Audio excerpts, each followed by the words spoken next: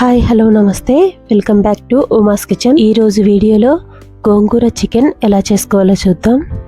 రైస్లోకైనా చపాతీలోకైనా ఇంకా బిర్యానీలోకి కూడా చాలా బాగుంటుందండి. ఇక లేట్ చేయకుండా వీడియోలోకి వెళ్ళి ఎలా తయారు చేసుకోవాలో చూసేద్దాం. నేను ఇక్కడ 2 కట్టల వరకు గోంగూర తీసుకున్నానండి. దీన్ని శుభ్రంగా కడిగి పక్కన పెట్టుకున్నాను.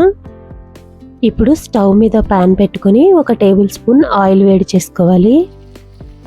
ఆయిల్ వేడైన తర్వాత మనం రెడీ చేసి పెట్టుకున్న గోంగూరని మొత్తాన్ని వేసుకోవాలి. ఈ గోంగూరని కదుపుకుంటూ లో ఫ్లేమ్లోనే మగ్గించుకోవాలండి. ఆకుకూర కాబట్టి చాలా తొందరగా మెత్తబడిపోతుంది. ఇలా కదుపుకుంటూ లో ఫ్లేమ్లో 2 నిమిషాలు మగ్గించుకుంటే మన గోంగూర చూడండి ఈ విధంగా వేగిపోయింది. ఇలా గోంగూరని పక్కన పెట్టిన తర్వాత స్టవ్ మీద ప్యాన్లో 2 టేబుల్ స్పూన్ల ఆయిల్ వేడి చేసుకోవాలి.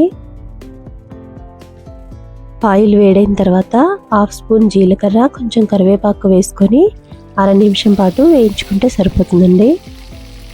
ఇప్పుడు సన్నగా కట్ చేసుకున్న ఉల్లిపాయ ముక్కలు 1 కప్పు వరకు వేసుకోవాలండి.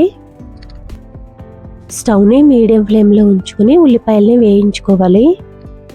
ఇప్పుడు 1/2 స్పూన్ పసుపు వేసుకొని ఉల్లిపాయలని వేయించుకోవాలి. 1 స్పూన్ అల్లం వెల్లుల్లి పేస్ట్, 1 స్పూన్ సాల్ట్ కూడా వేసుకోవాలండి. వీడియో స్కిప్ అయింది. ఇలా కదిపిన తర్వాత ప్యాన్కి మూత పెట్టుకొని ఆనియన్స్ 2 నిమిషాలు వేయించుకోవాలి. ఉల్లిపాయ ముక్కలు చూడండి ఇలా మంచి కలర్ వస్తే సరిపోతుంది. ఇప్పుడు సన్నగా కట్ చేసుకున్న టమాటా ముక్కలు వేసుకోవాలి. 1 టమాటో పెద్దదవుతే సరిపోతుందండి, లేకపోతే 2 టమాటాలని ఇలా సన్నగా ముక్కలు కట్ చేసుకొని వేసుకోవాలి. టమాటా ముక్కలు మెత్తబడే వరకు మధ్య మధ్యలో కదుపుకుంటూ మగ్గించుకోవాలి. ఇలా గోంగూర చికెన్ చేసినప్పుడు టమాటో కూడా వేసుకుంటే గ్రేవీ అనేది కొంచెం ఎక్కువగా ఉంటుందండి, అలాగే టేస్ట్ కూడా బాగుంటుంది. టమాటా ముక్కలు ఇలా మగ్గిన తర్వాత 1/2 కేజీ చికెన్ని శుభ్రం చేసి వేసుకోవాలి. ఇలా చికెన్ వేసిన తర్వాత మొత్తం బాగా కలిసేటట్టు కలుపుకోవాలి. నేను ఇక్కడ 2 చిన్న గోంగూర కట్టలకి 1/2 కేజీ చికెన్ వేసుకున్నాను. మీకు కావాలనుకుంటే చికెన్ని ఇంకొంచెం ఎక్కువ వేసుకోవచ్చు. స్టవ్ని సిమ్లోనే ఉంచుకొని చికెన్ని బాగా మగ్గించుకోవాలండి. అప్పుడే మనకి ఉప్పు, కారం, మసాలాలన్నీ చికెన్కి చక్కగా పడతాయి. ఇప్పుడు 4 పచ్చిమిరపకాయ ముక్కల్ని ఇలా పెద్ద ముక్కలుగా కట్ చేసుకొని వేసుకోవాలి. అలాగే 1 స్పూన్ ధనియాల పొడి కూడా వేసుకొని బాగా కలిసేటట్టు కలుపుకోవాలి. ఇప్పుడు 2 టేబుల్ స్పూన్ల కారం వేసుకోవాలి. ఈ కారం కూడా ముక్కలకి సమానంగా పట్టేటట్టు కదుపుకోవాలి. ఇలా మొత్తం కలిపిన తర్వాత ప్యాన్కి మూత పెట్టి మీడియం ఫ్లేమ్లో చికెన్ని ఉడికించుకోవాలి. అడుగంటకుండా మధ్య మధ్యలో కదుపుకుంటూ ఉండాలండి. చికెన్ ఉడికించుకోవడానికి మనకి ఎక్కువ వాటర్ పట్టదండి. ఆల్రెడీ కొంచెం చికెన్లో నుంచే వాటర్ వచ్చింది కదా. చికెన్ 60% కుక్ అయిన తర్వాత మనం రెడీ చేసి పెట్టుకున్న గోంగూర పేస్ట్ వేసుకోవాలి. గోంగూర వేసిన తర్వాత చికెన్లో బాగా కలిసేటట్టు కలుపుకోవాలి. గోంగూర కొంచెం చిగురుగా ఉంటుంది కదండి, గమ్ముని కలవదు. ఒక 2-3 టైమ్స్ బాగా కలుపుకోవాలి. ఇప్పుడు ప్యాన్కి మూత పెట్టి మరో 4-5 నిమిషాలు చికెన్ మగ్గించుకోవాలి.